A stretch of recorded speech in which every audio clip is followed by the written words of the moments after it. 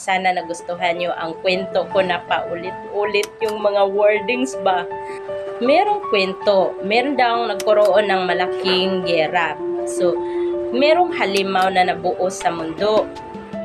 Ipinanganak ako noong March 15, 1996. At saka ang kanyang anak na si Eros, o mas kilala ding bilang si Cupid, yung anghel nga na namamana ng tao para magkainlaban yung mga tao.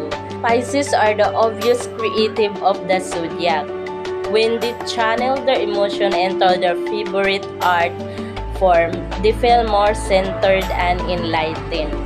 And welcome to my Hi It's Me vlog series. For today's video, episode 1, ikwento ko sa inyo ang aking zodiac sign Pisces. Yes, I am a fish, I am a Pisces. So, ikukwento ko sa inyo ang aking zodiac sign. Anong mga bagay na konektado tulad ng personalidad, kahinaan, kakayahan, at iba pa patungkol sa aming Pisces.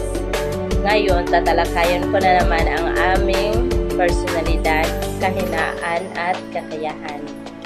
So, typical Pisces traits include being. So, ang mga kahinaan ng Pisces ay katulad ng habang ang aming kakayahan naman ay katulad ng pagiging. So, ito namang si Zeus, natuwa siya sa ginawa ng taktik ng mag-ina.